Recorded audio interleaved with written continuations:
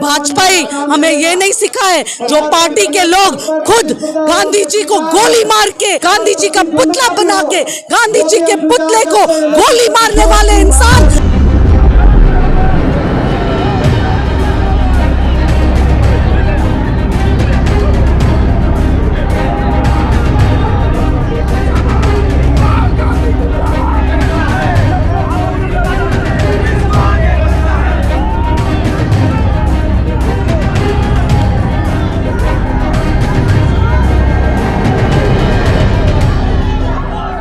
जैसा कि आप लोग जानते हैं, राहुल गांधी की लोकसभा से सदस्यता हटा दी गई है। यहाँ पर देख सकते हैं आप कि कांग्रेस कैसे धरना प्रदर्शन कर रही है। दिल्ली के हर एक मोड़ पर कांग्रेस धरना प्रदर्शन कर रही है। आज हम जंतर मंतर पर मौजूद हैं, आप देख सकते हैं यूथ कांग्रेस कैसे धरना प्रदर्शन कर रही है। देखिए, आज संसद में 18 पार्टी के एमपीज काले कपड़े पहन के ब्लैक डे मना रहे थे। ये डेमोक्रेसी के लिए ब्लैक डे है। आप जिस तरह से आवाज दबाने की कोशिश कर रहे हैं, जन के मुद्दे उठाने नहीं दे रहे, अपोजिशन एमपीज को बात करने नहीं दे रहे, और जो बात कर रहे हैं, जो सवाल खड़ा कर रहे हैं, उनको डिस्क्वालीफाई करने का काम कर रहे हैं। ये डेमोक्रेसी के लिए, लोकतंत्र के लिए काला दिन है।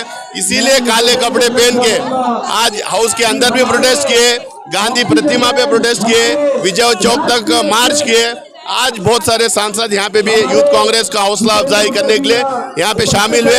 हिंदुस्तान के कोने कोने में आज प्रोटेस्ट हो रहे हैं। ये प्रोटेस्ट जारी रहेंगे। देखिए, हम लोग माफी मांगने के नाम पे उन्होंने कहा कि मैं सावरकर नहीं हूँ, मैं माफी नहीं मांगूंगा। और जहाँ तक जेल में टाइम बिताने की बात है, राहुल गांधी जी के पूर्वजों ने बहुत टाइम जेल में बिताया है, बहुत धरना प्रदर्शन किए, बहुत कुर्बानियां दिए हैं, और दो उनके सदस्य अपनी जान तक दे दिए। तो उसमें कोई डिबेट नहीं है कि ये जेल में रहेंगे जाएंगे। ये तो फ्रंट पे आए हैं, फ्रंट पे आके लड़ रहे हैं और लड़ते रहेंगे। देखिए, ये पूरे अनकॉन्स्टिट्यूशनल वे से किया गया है और इसका प्रदर्शन बिल्कुल पिछले 2-3 दिन से कर रहे हैं, अभी भी करेंगे और तब करेंगे जब तक इंसाफ ना मिले। दूसरी बात ये भी है कि ये सच्चाई ये है कि एक ऑपोजिशन, मजबूत ऑपोजिशन को खत्म करने की ये कोशिश कर रहे हैं, और एक मजबूत ऑपोजिशन को खत्म करने का मतलब है देश में लोकतंत्र को खत्म करना। हम भाजपा को लोकतंत्र खत्म करने नहीं देंगे। राहुल गांधी जी का सदस्यता रद्द करने का मतलब है कि लोकतंत्र में के ऊपर खतरा मंडरा रही है।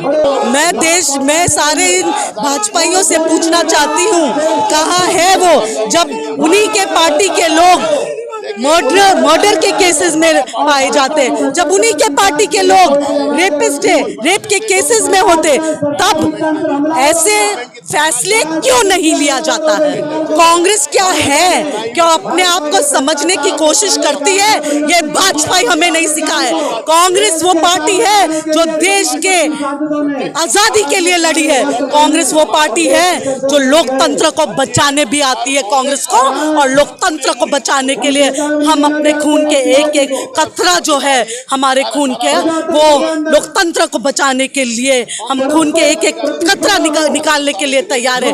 भाजपा ही हमें ये नहीं सिखाए जो पार्टी के लोग खुद गांधी जी को गोली मार के, गांधी जी का पुतला बना के, गांधी जी के पुतले को गोली मारने वाले इंसान। हमें यह नहीं सिखाए कि लोकतंत्र क्या होता है। लोकतंत्र क्या होता है वो हम खूब जानते हैं, और हमारी जो आजादी है, जो देश के संविधान ने हमें दिया है, बोलने की आजादी, वो हमसे छीनने की गुस्ताखी मत करना।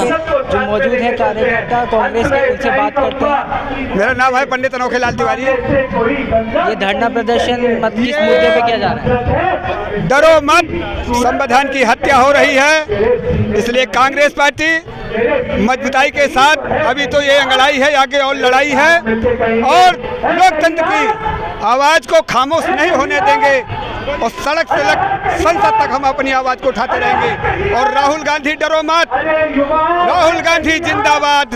और प्रियंका गांधी के नेतृत्व में पूरे देश में, यही नहीं कि दिल्ली प्रदेश में, पूरे देश में ग्राम सभा से लेके न्याय पंचायत से लेके ब्लॉक स्तर पे लेके पूरे देश में धरना प्रदर्शन जारी रहेगा जब तक मैं माननीय उच्च न्यायालय को मीडिया के माध्यम से निवेदन करना चाहता हूं कि मीडिया उच्च न्यायालय जो होता है वो सम्मान की सीट है। क्या कुछ मांगे हैं आपकी सरकार से? हमारी मांगे है कि जैसे हम माननीय राहुल गांधी को सदस्यता रद्द किया गया है, 24 घंटे के अंदर भी मोहलत नहीं दिया गया, उस पर सदस्यता रद्द कर दी गई है, उस पर समीक्षा करके निगरानी करके उसको जांच करके उस पर तुरंत कार्रवाई की जाए और राहुल गांधी को बहाल किया जाए। अन्यथा पूरे देश में लोकतंत्र की हत्या नहीं होने दूंगी और जहां भी होगा सड़क से लेकर सदन तक मैं अपनी आवाज को उठाता रहूंगा। राहुल गांधी, प्रियंका गांधी, अगर कोई देश की आवाज को उठा सकता है तो राहुल गांधी है और इनका कोई भी आदमी नहीं है।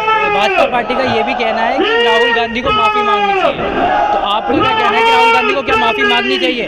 देखिए, माफी तो वही मांगता है जो चोर होता है। राहुल गांधी कोई चोर नहीं है, वो साफ सुथरा एक सामाजिक जनता के लिए लड़ रहे हैं, उनको कोई पद की जरूरत भी नहीं है। अगर पद की जरूरत होती तो 2004 से 2009 में वो प्रधानमंत्री बन गए होते, मंत्री बन गए होते, लेकिन राहुल गांधी संसद पद त्याग दिए। राहुल गांधी एक महान निशक्त हैं जो कि जनता की लड़ाई लड़ने के लिए अपनी आवाज को, लोकतंत्र की आवाज को वो खामोश नहीं होने देंगे और सड़क से लेके संसद तक अपनी आवाज को उठाते रहेंगे।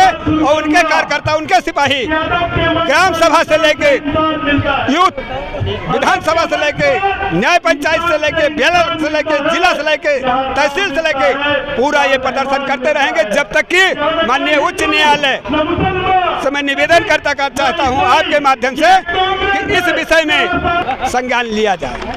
धन्यवाद सर। आइए और भी लोगों से बात करते हैं यहाँ पर।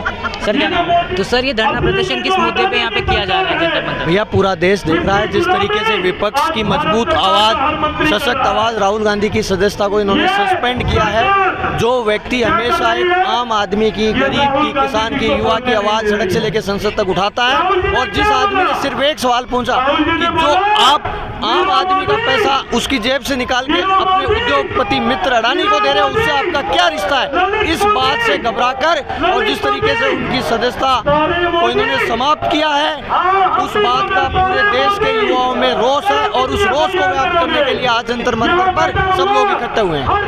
तो सर भाजपा सरकार का ये भी कहना है कि राहुल गांधी को माफी मांगनी चाहिए, क्या आपको लगता है माफी मांगनी चाहिए? भैया आप बताइए, एक देश के आम आदमी की आवाज़ को उठाने की माफ़ी मांगनी चाहिए, देश के मुद्दों को उठाने की माफ़ी मांगनी चाहिए, किस बात के लिए माफ़ी मांगनी चाहिए?